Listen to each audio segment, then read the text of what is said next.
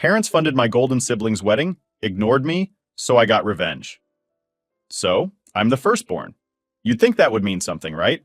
That being the first kid would come with a little bit of, I don't know, attention? But nah, my life has basically been a masterclass in what it's like to be completely invisible. And honestly, I've been feeling this way since the day my sister was born. She's just 2 years younger than me, but it might as well be a lifetime. From the start, she was like this magnet, always pulling everyone in. Relatives, neighbors, even random people on the street would stop to gush over her. My parents ate it up. They loved showing her off. And well, I faded into the background. No one was stopping my parents in the grocery store to say how adorable I was. I was just kind of there. At first, it wasn't so bad. I mean, I didn't really know any better when I was a kid. I'd watch my sister getting all this attention, all the toys she wanted, and a yes for almost every little request. It was like she had some sort of magic touch with our parents.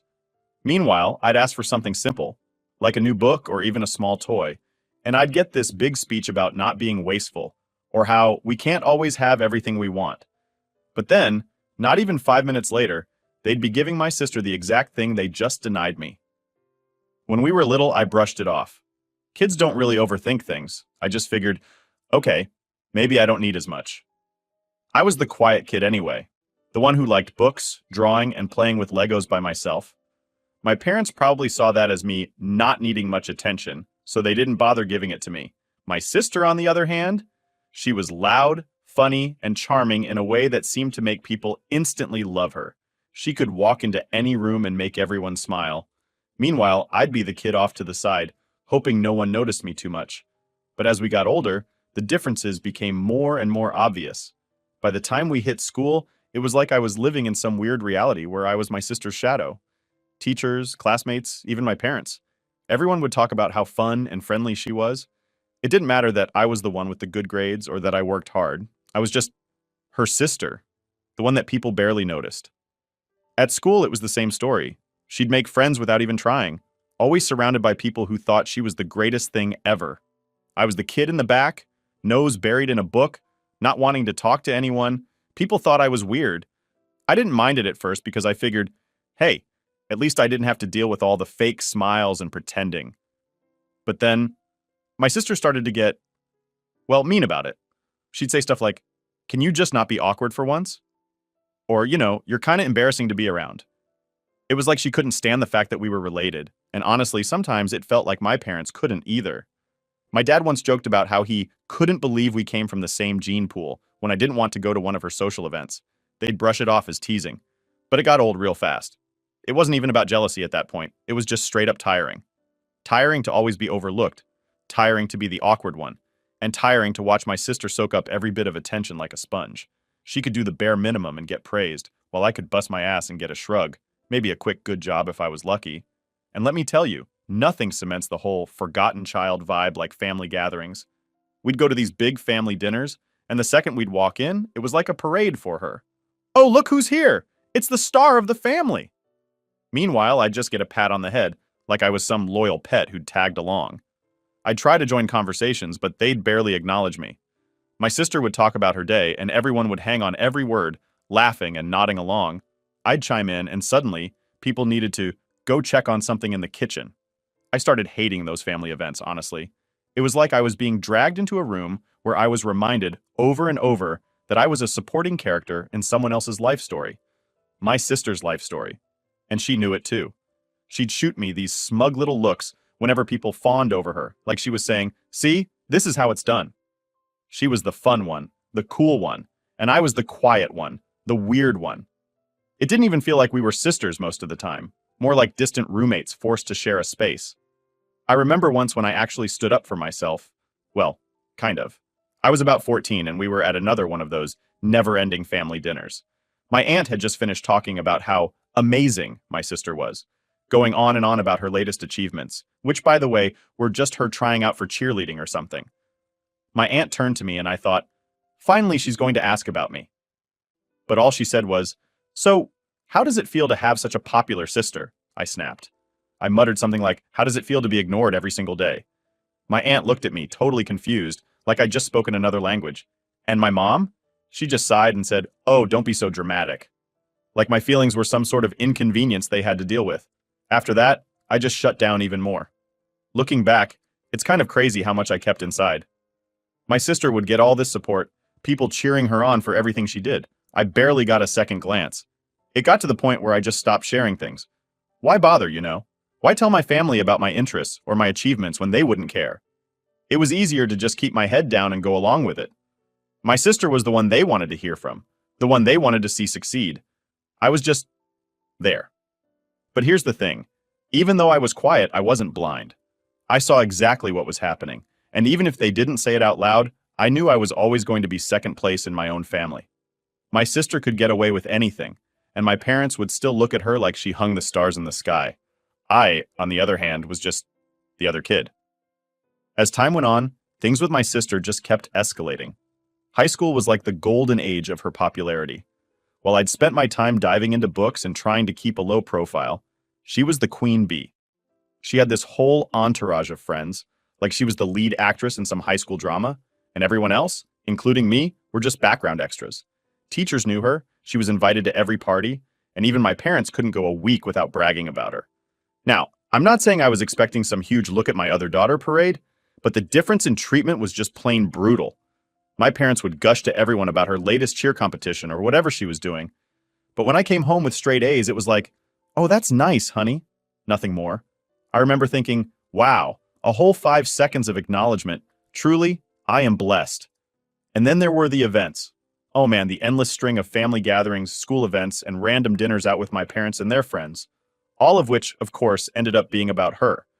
I'd sit there, hearing the same story for the 10th time about how my sister won her school's popularity contest or something equally shallow, while I just poked at my food, praying no one would notice me. Half the time, they didn't. I was almost like a ghost in my own family. My sister loved every second of it too. She'd flash that smug smile every time someone praised her, and she'd shoot these little glances my way like, "See? Everyone loves me." She was aware of the favoritism, and rather than leveling the playing field, she leaned into it. Hard. I'd catch her accidentally talking about how much fun she had at some party to make it clear I wasn't invited, or making little digs about how I didn't fit in because I was too quiet. She wanted me to know she was better, and she wanted me to feel it. One time during junior year, I actually got selected for a big science competition. I was pretty excited because for once, it felt like maybe I'd get a chance to do something cool and show people I wasn't just my sister's awkward sibling. So I told my parents, and their reaction? "Oh, but that's on the same day as your sister's cheerleading performance." Like, okay. So I asked if they could maybe make it to both, or at least come to mine for a bit. They looked genuinely confused, like it hadn't even crossed their minds that I'd want them to show up for me. That was when it clicked. My sister's stuff? That was important. Mine? Optional if it didn't conflict with her plans. I didn't even try arguing about it because, deep down, I knew it was pointless. They'd already picked sides, and there was no way I was going to change their minds.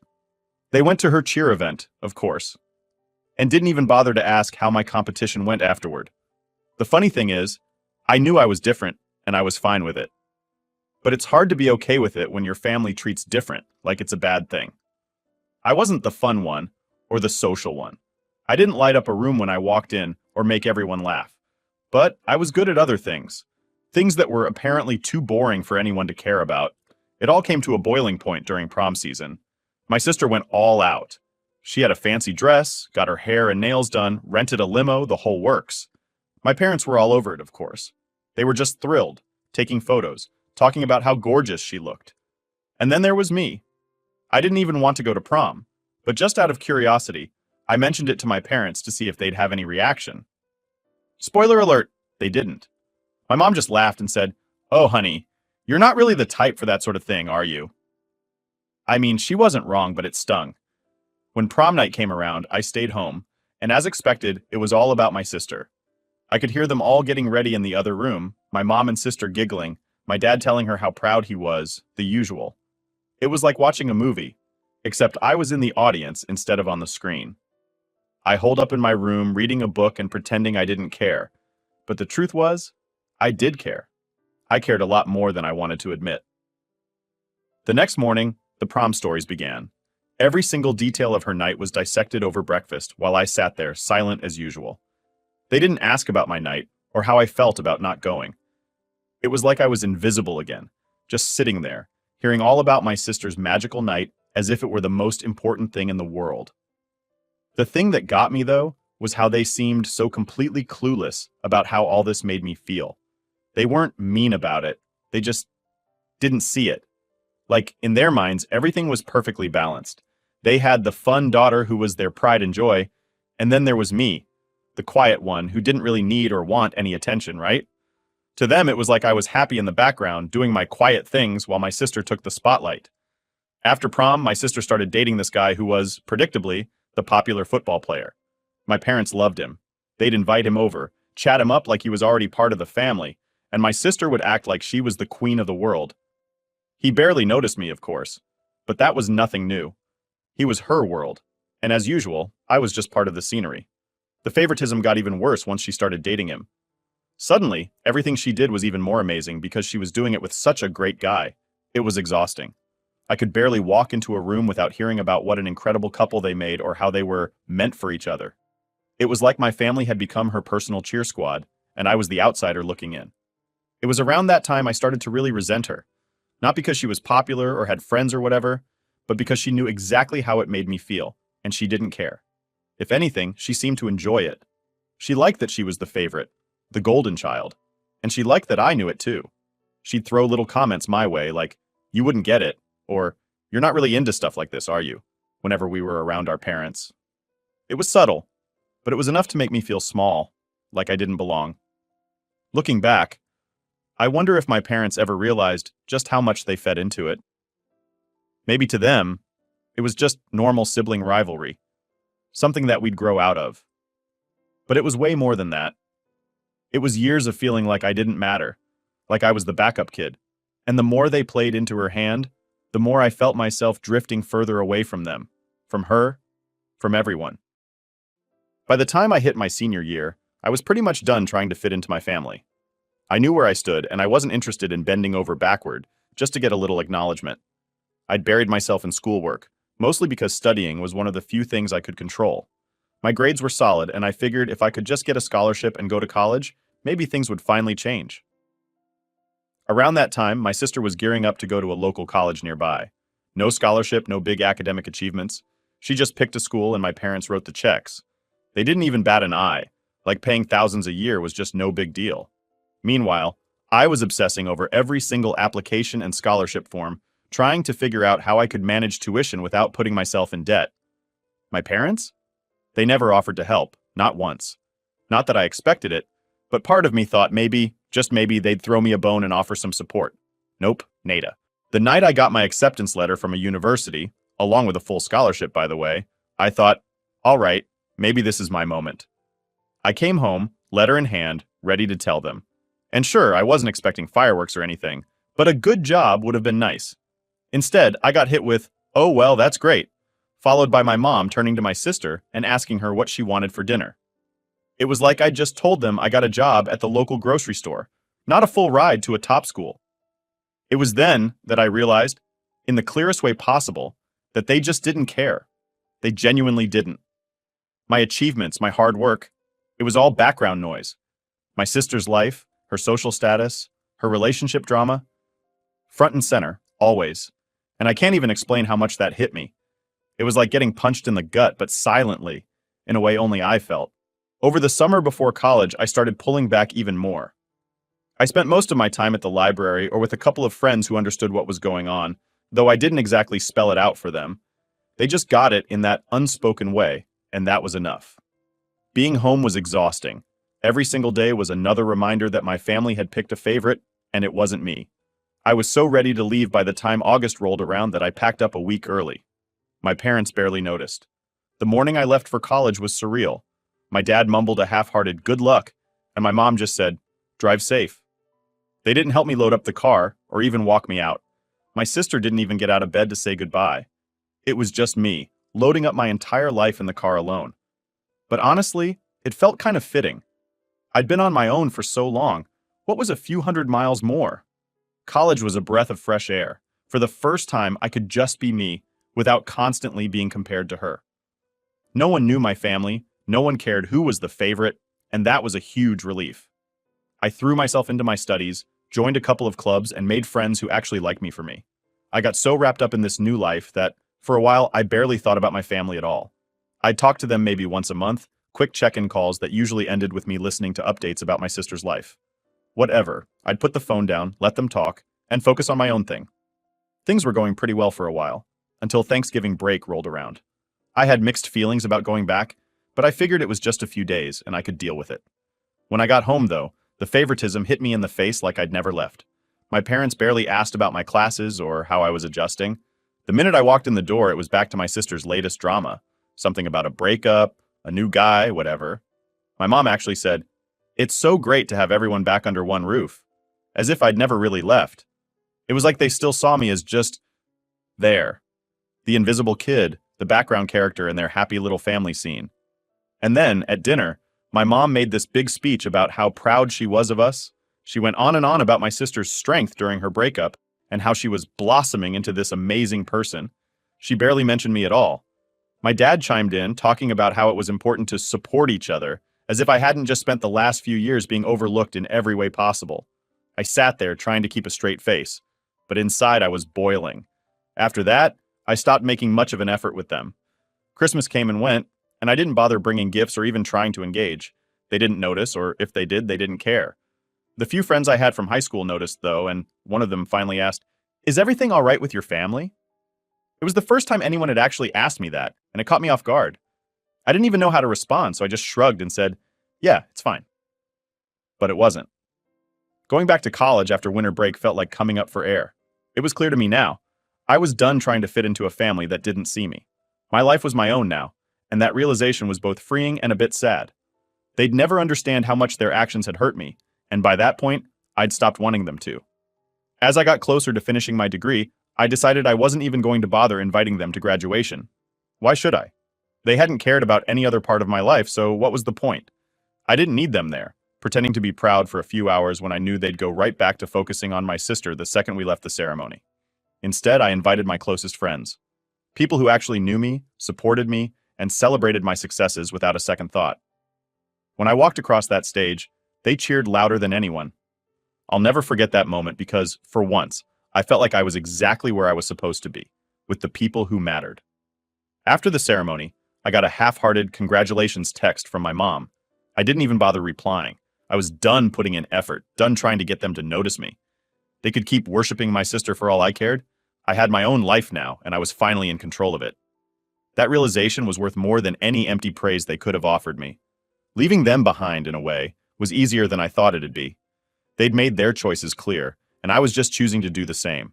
It wasn't revenge or bitterness, it was just reality. After graduation, I thought maybe my relationship with my family would improve with some distance, or at least become more bearable. I was wrong. Once I got settled into my first job, I started hearing from them even less, which honestly I was fine with. They'd check in every once in a while, but the calls were brief and, as always, full of updates about my sister. It was clear I was just an afterthought. What really got to me, though, was how completely out of touch they were with my life. I'd tell my mom something about work, and her response would always somehow swing back to my sister's latest adventure. She was working a few part-time gigs here and there, nothing really serious, but to my parents, it was like she was building some grand career. They'd talk about how hard she was working, or how proud they were of her. Meanwhile, I just landed my first real job, paying my own bills, living on my own, and they barely registered it. It was like I was playing this completely separate role in the family, one they didn't care to pay attention to. One day, out of nowhere, I got a text from my mom asking if I'd come home for dinner. It felt weirdly formal, and I almost ignored it. But something told me to go. Maybe there had been some massive change of heart, or they finally wanted to acknowledge me. Spoiler, they didn't. When I showed up, my sister was already there, laughing with my parents like they'd just had the most amazing time without me. I sat down, already feeling like the odd one out. As usual, they started in with their updates on her life. New friends, new job ideas, all the big plans she had. I was just sitting there, waiting for any sign that they cared about what I was doing. But the night kept going, and nothing. I felt like I'd wandered into someone else's family dinner. Finally, my dad turned to me and I thought, here we go, maybe they'll ask me about my life. But instead he hit me with, your sister is really working hard on finding her passion. You should be proud of her. I had to bite my tongue to stop from laughing. Proud? Of what exactly? I'd been out there, actually making a living, supporting myself, and they wanted me to feel pride for her exploring her passions. It felt like some kind of twisted joke. I couldn't hold back anymore. I asked them, "Do you even know what I do for work?" They all stared at me, like I just asked the most complicated question in the world. My mom mumbled something about an office job, and my dad just shrugged. My sister was looking at me with that same smug expression she'd had since we were kids. I could feel my blood boiling. They didn't have a clue, not even the faintest idea. The silence was uncomfortable, but I pushed through it. I told them all about my job, what I actually did, how hard I'd worked to get there, the hours I'd put in, the stress I dealt with. For once, I put it all out there, not holding anything back. They sat there, kind of stunned, like they'd never realized I had an actual life outside of being the quiet kid who followed along with whatever they wanted. And just when I thought maybe I'd finally gotten through to them, my mom looked over at my sister and said, "See, that's why you need to start thinking about a real career." I was floored. My whole speech, everything I'd just said, it wasn't about me at all. It was just fuel for them to push my sister to do better. I realized right then that no matter what I did, how much I accomplished, they would never see me the way they saw her. That dinner was the last straw. I made up my mind that night that I was done. Done with the forced family gatherings, done with the constant comparisons, done with being the overlooked sibling. I went home and deleted the family group chat from my phone. I stopped calling, stopped answering texts, just stopped trying. And the sad part, they didn't seem to notice. A few weeks later, I got a call from my mom, but I ignored it. The voicemail she left was about my sister as usual, something about how she was struggling to find her path and could use a bit of support from me. The kid they'd ignored for years. They wanted me to support her. It was honestly laughable. I went about my life working hard, saving money, and actually building something for myself. For the first time, I was free of their judgment, free of constantly being overlooked. It was like I'd cut away this massive weight that had been dragging me down my entire life. I felt lighter, happier, like I could finally be who I wanted to be without their expectations hanging over my head. But then came my sister's birthday, and I got a text from my mom. "Your sister would love it if you came by for her birthday dinner. She's been missing you." Missing me? Since when? I hadn't seen her in months, and from what I'd gathered, she'd been living her best life. Still, curiosity got the better of me, and against my better judgment, I went. Walking into that dinner was like stepping into a time machine. Nothing had changed. Same family, same dynamics, same feeling of being invisible. My sister was soaking up the attention, my parents were doting on her, and I was just there. They hardly acknowledged me aside from a quick, "Oh, you made it," from my mom. I sat through that dinner, watching them laugh and joke like I didn't exist, and it hit me. Nothing I ever did would change this. They'd made their choice long ago, and I wasn't part of it. After dinner, my mom pulled me aside, trying to sound concerned. She told me she was worried about how distant I'd been and how my sister felt like I didn't support her enough. That was it for me. I looked her straight in the eye and told her I'd been supporting myself for years, with no help, no praise, and certainly no support from them. Her face went blank, like she couldn't believe what she was hearing. I didn't stick around for her to process it. I left without saying goodbye, got in my car, and just drove. And for the first time, I felt like I didn't owe them anything. No explanations, no apologies, nothing. I had been bending over backward my whole life, trying to be part of their little club, and it was finally clear that I didn't need them. Meeting my fiancé changed everything for me. For the first time in my life, I was with someone who actually saw me, listened to me, and wanted me around. He didn't care about who my sister was or how my family acted. He just loved me for who I was. It was like I could finally take a breath. He showed me I didn't need anyone else's approval, especially not from a family that had always made me feel like I wasn't enough. He was the one who encouraged me to start setting boundaries, something I'd never been able to do on my own. Before him, I'd just take whatever my family dished out, thinking that maybe someday they'd wake up and actually see me. But he helped me realize that waiting for them to change was pointless. He would say, "Why keep bending over backward for people who don't give back?" And that really stuck with me. I started to understand that I didn't owe anyone constant validation, especially not people who never gave me any in return. When he proposed, I was over the moon. Here was someone who actually wanted me in his life, who looked at me like I was the only person in the room. I was beyond excited to share the news, but deep down, I knew my family's reaction wasn't going to match mine. Still, I figured I'd be polite and tell them in person. Maybe some small part of me still held out hope that they'd surprise me and finally show some real excitement for something in my life. So, I showed up at my parents' house with the ring on my finger, practically glowing. I told them the big news, expecting, well, something. But all I got was a quick, "Oh, congrats, that's nice." It was the same tone they used when I told them I'd graduated or got my first job. Just casual, like I'd told them I'd bought a new pair of shoes, nothing major. No questions about the proposal, no interest in meeting him anytime soon. Nothing. Then, almost as an afterthought, my mom said, "Oh, and just so you know, we spent all our savings on your sister's wedding, so we won't be able to contribute to yours." Just like that. I shouldn't have been surprised, but it still hit me like a punch. They'd gone all out for my sister, thrown her this huge celebration, and now they had nothing left. Not even a little bit of support, financial or otherwise, for me. I stood there, nodding, pretending like it didn't bother me. But inside, something snapped. I knew then and there that I didn't need them at my wedding. They didn't care enough to support me, so why should I go out of my way to include them in what would be one of the happiest days of my life? As I walked out of their house, it felt like I was finally letting go of the last bit of hope I'd been holding on to. For years, I'd been waiting for them to recognize me, to be genuinely happy for me, to show up for me in the same way they always had for my sister. But this was it, the final straw. They wouldn't be coming to my wedding because I wasn't inviting them, and for the first time, I felt free. When I got home from that last conversation with my parents, I knew what I needed to do. I pulled out the wedding invitations I'd set aside for my family, stared at them for a minute, and then ripped them in half. Piece by piece, I shredded every single one until there was nothing left. It felt like I was finally cutting them out of my life for real, not just in words, but in action. This was my day, and I didn't need anyone there who'd made me feel like I wasn't enough. Over the next few weeks, my family kept asking about wedding plans, venue, dates, the usual questions. I'd brush them off, change the subject, or just give vague answers. It wasn't like they'd ever shown genuine interest in my life before, so dodging their questions felt almost natural. But then, as expected, my sister eventually found out about the wedding date through social media. She must have told my parents because suddenly, I was getting hit with a flood of texts and calls. The messages started out with the usual small talk like, "Oh, so when's the big day? And you didn't tell us you set a date." But when they realized I hadn't invited them, the tone changed fast. They were furious, sending me guilt-laden messages about family and respect. My mom sent me this long text about how hurt they were, saying things like, "We've always been there for you, and this is how you treat us." The irony of that statement was honestly laughable. I didn't feel a single ounce of guilt.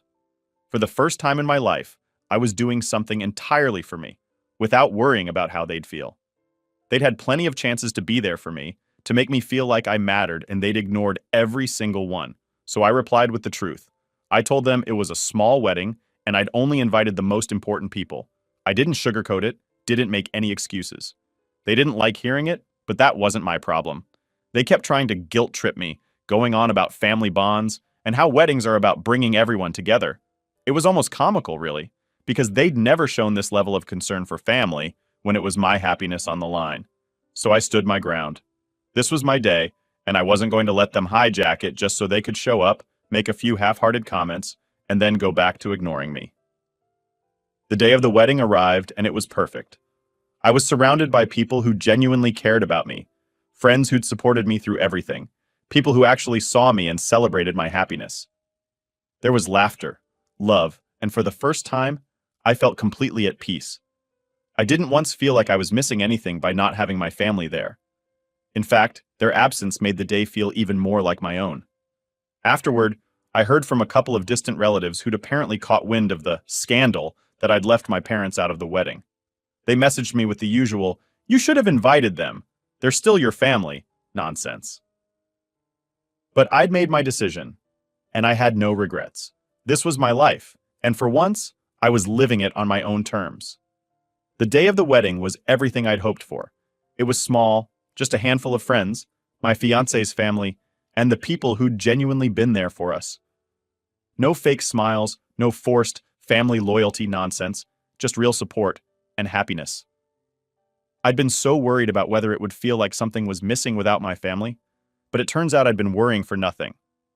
Without the tension and the constant need to be good enough for them, I was finally able to relax and enjoy one of the biggest days of my life.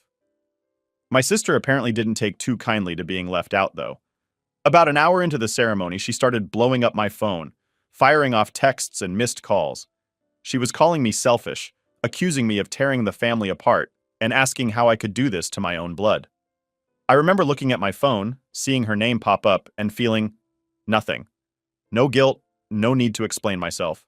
Just a quiet, satisfying realization that I didn't owe them anything anymore. I slipped my phone back into my bag and went right back to enjoying the day. My husband and I exchanged our vows, and as I looked around, seeing all the faces of people who genuinely wanted the best for us, I felt this overwhelming sense of peace. It was like the weight of years of being ignored, dismissed, and put second was finally gone. I'd chosen my own happiness over theirs, and it felt incredible.